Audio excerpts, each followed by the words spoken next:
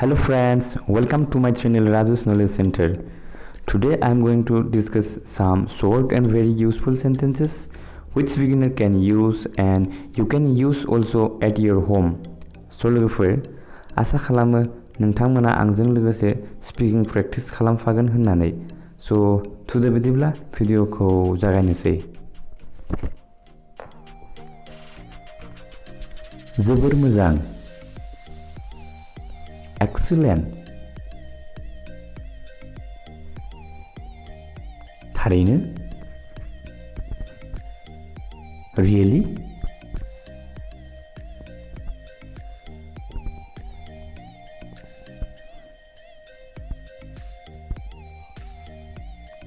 जोबोर समायना.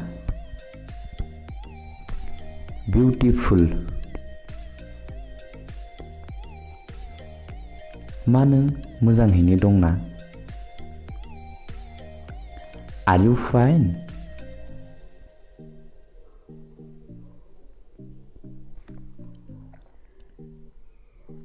निमाहा हो. Excuse me. आंखौ निमाहा हो. Forgive me.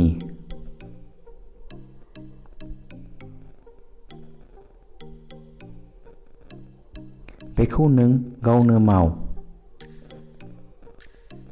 Do it yourself. Do it yourself. नोंनि मोजां देहानि थाखाय. For your good health. For your good health. आं सहरनिफ्राय बाहेरावमोन. I was out of town. I was out of town. बेबायदि जेबो नङा. Nothing like that. Nothing like that.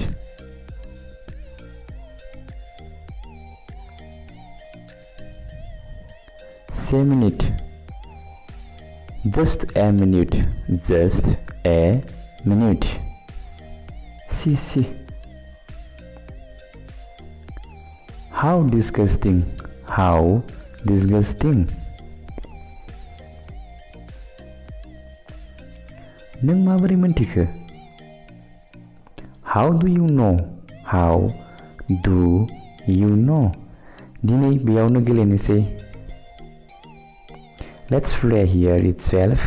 Let's play here itself. जोबथायाव जामारबाय. Finally it's done. Finally it's done. बोर हो. Bless him. नङाब्ला bless her.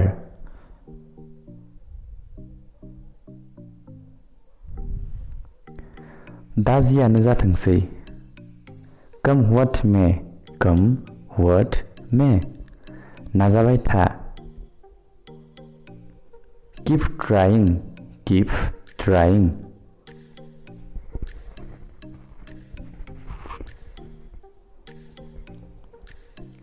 आंखौ फोथाय. Trust me. Trust me. आंनि समाय ला. Promise me. Promise me.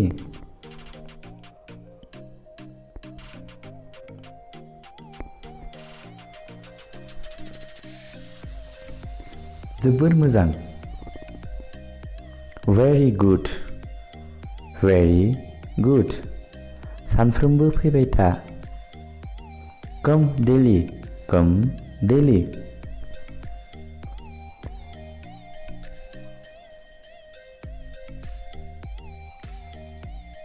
मानि थाखाय? What for? What for? गसाइनि अननायाव. By God's grace. By God's grace.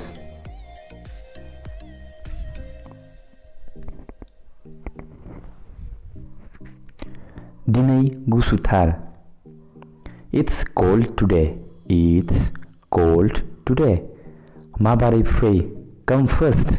Come first.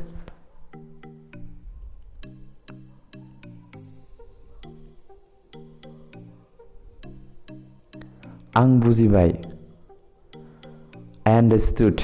I understood आंहा गुजुनाय जादों I have got cough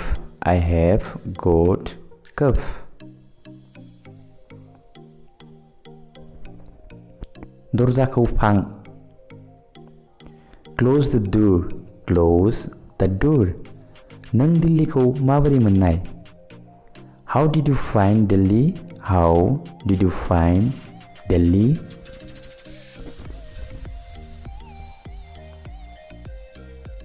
नों सिजालांगोन You will get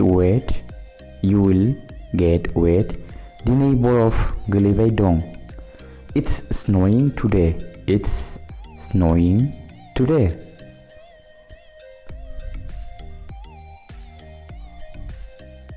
सिखारदो Wake up दुगैनो थां Go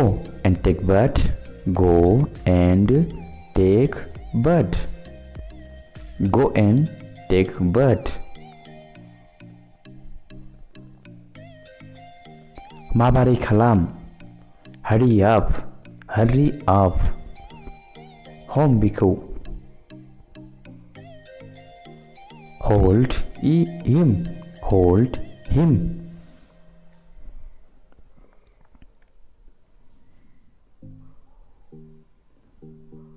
आरोबाव नाजा Try again रंजा बाजा था Be happy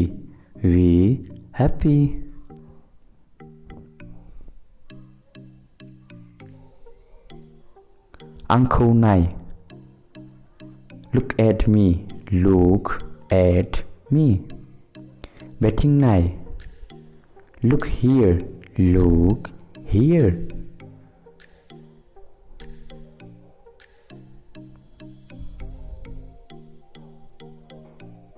बेखौ ला Take it आंनो हर Give me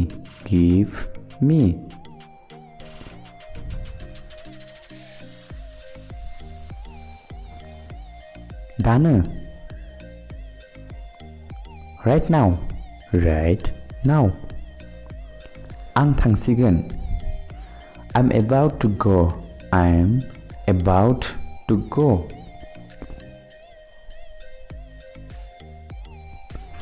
बेखौ साखिलाय Taste it नों बिखौ मानो मोजां मोनो Why do you like him